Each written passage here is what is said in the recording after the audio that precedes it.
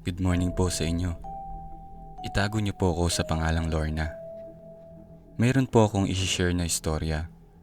Ang storya po na ito ay tungkol sa matalik kong kaibigan na itago na lang natin sa pangalang Carmen. Si Carmen po at ako ay magkaibigan simula pa nung high school. Nagkakilala kami ni Carmen noong kami ay naging mag-classmate sa high school. Naging magkasangga kami sa lahat ng bagay. Hanggang college ay kaming dalawa ang palaging magkasama. Parehas pa po kami ng kinuhang kurso para lang hindi kami magkahiwalay ng school. Sabi nga po ng mga nanay namin ay para kaming kambal na hindi may paghiwalay. Halos araw-araw kami magkasama ni Carmen. Minsan nga po ay doon pa ako natutulog sa bahay nila. Lahat ng sikreto namin ay alam ng isa't isa. Nagbago lang lahat noong nagkaroon na kami ng kanya-kanyang pamilya. Noong nakapagtapos kami ng college ay bihira na lang kami magkita ni Carmen. Sobrang busy na namin sa work. Tuwing weekends na lang kami nagbabanding na dalawa. Hanggang magkaroon kami ng pamilya ay halos sa text at sa chat na lang kami magkausap ng kaibigan ko. Noong taong 2018, dito na nangyari ang mga bagay na hindi ko inaasahan na mangyayari sa aking kaibigan. Bago ko ikwento itong istorya ng kaibigan ko, ay nanghingi muna ako ng permiso sa kanyang asawa. Itong istorya ng kaibigan ko ay nangyari taong 2018. Ang buhay po ng kaibigan ko ay masasabi kong maginhawa. Ang mister niya po na si Roger, di niya po tunay na pangalan, ay isang seaman. Malaki-laki ang kinikita nito kaya naging magaang ang buhay nila. Mayroon silang anak na itago na lang natin sa pangalang Sean. Si Carmen nga po pala ay nakatira sa bahay nila kasama ang biyenan nito. Hindi na nagtrabaho si Carmen simula noong sumasampa na ng barko si Roger. Si Roger din po ang nagpatigil sa kanya na magtrabaho.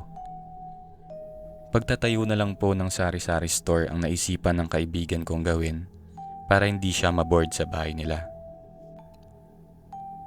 Naging butihing may bahay si Carmen sa pamilya niya.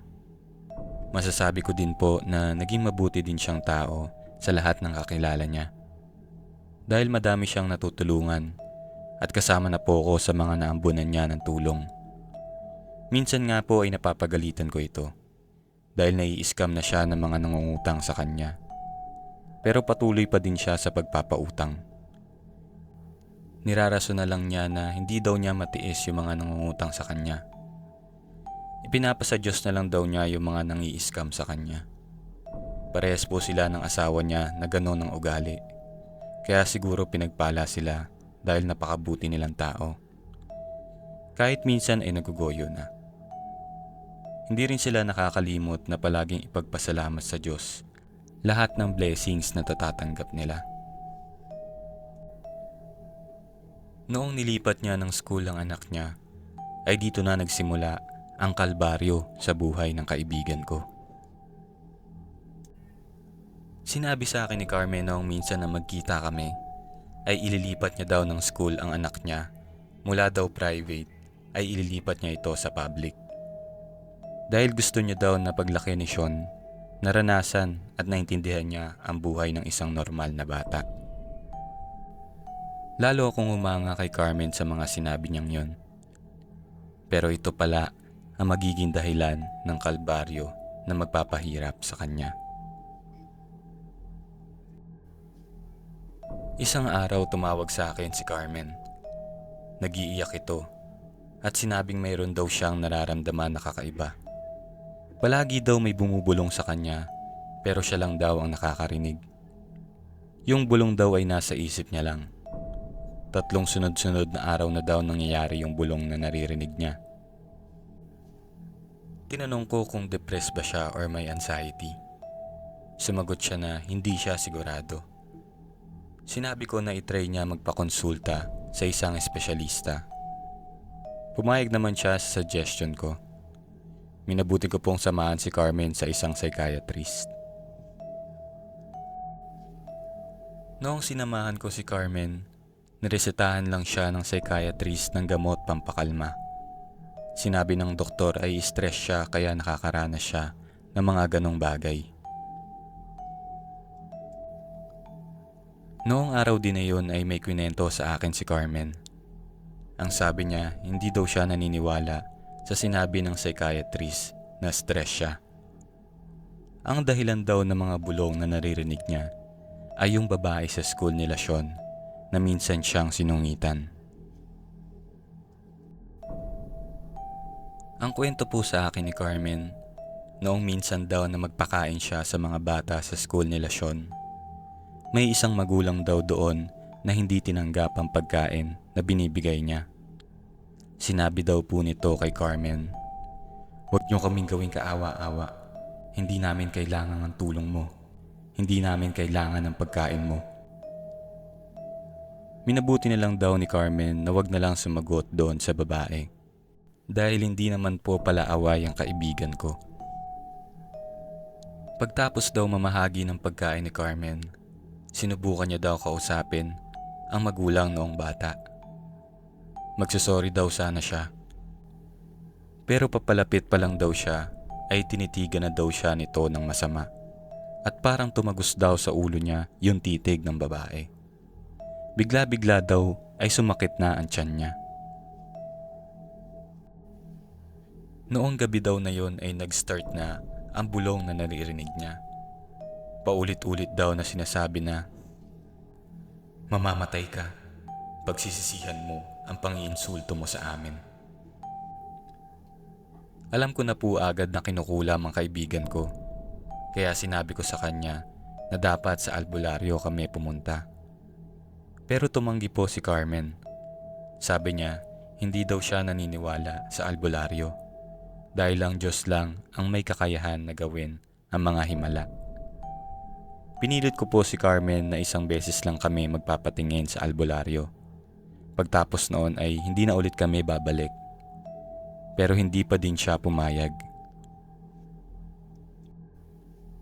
Ilang araw ang lumipas ay patuloy pa din ang mga bulong na naririnig ni Carmen. Halos di na siya makatulog sa gabi dahil sa mga bulong na yon. Sinabi niya din po na may bigla-biglang sumusulpot na sugat sa katawan niya. Gutom na daw siya pero lahat daw ng kinakain niya ay hindi tinatanggap ng sikmura niya. Pag lumulunok daw siya ng pagkain ay isusuka niya lang ito pabalik. Ang asawa niya na si Roger ay nagpasya na umuwi dahil sa pag-aalala. Sinubukan nila ipa-check up ang kalagayan ni Carmen. Ilang doktor at ospital na ang pinuntahan nila. Pero lahat ng nirereseta nitong gamot ay walang epekto sa kalagayan ni Carmen. Si Sean ay hindi na din nakakapasok sa school nila. Nauubos na din ang ipon nila para sa pagpapagamot sa kaibigan ko. Tuluyan nang naging masalimuot ang buhay ni Carmen. Isang araw, nag-chat ito sa akin na nahihirapan na sa sitwasyon niya. Agad kong pinuntahan si Carmen sa bahay nila. Noong makita ko ang kaibigan ko, ay nanlumo ako. Awang-awa ako sa kalagayan nito. Halos butot balat na lang ang katawan niya. Punong-puno ng mga sariwang sugat ang mga balat nito. Sobrang layo ng itsura niya noong malusog pa ang kaibigan ko. Sinubukan ko po ulit na kumbinsihin si Carmen na kumonsulta sa albularyo. Pero hindi pa din ang sagot niya sa akin. Sinabi niya sa akin ang pangalan noong babae na nagsungit sa kanya sa school. Kinausap ko si Roger. Sinabi ko na kailangan namin tumawag ng albularyo. Naisip na daw niya ito, pero ayaw daw talaga ng asawa niya. Pinilit ko ng pinilit si Roger at bandang huli ay pumayag na din ito. Sinabi niya din na mabuti na daw ito kaysa magsisi siya sa huli dahil wala siyang ginawa. Kinabukasan ay naghanap na po kami ng pinakamagaling na albularyo sa kanilang lugar. Pero bihira ang albularyo sa syudad kaya nahirapan po kami maghanap. Hanggang ipinakilala kami ng kapitbahay nila Carmen kay Mang Bernie. Di niya po tunay na pangalan. Isang albularyo galing pa sa malayong lugar. Pinamasahiyan na lang namin ito para makarating sa bahay nila Carmen. Sinundo namin si Mang Bernie sa babaan malapit kala Carmen. Hindi pa nakakapasok ng gate ng bahay nila Carmen.